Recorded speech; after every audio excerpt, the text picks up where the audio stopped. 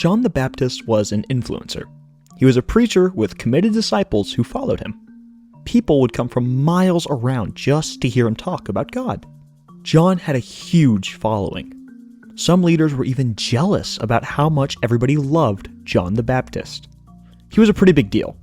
But when Jesus came along, that all began to change. A spotlight is a very special kind of light.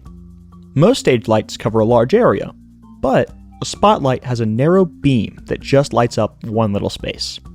The entire stage is dark, except for the small spot where an actor stands. This takes the attention away from everything else on stage and puts it all on that one actor.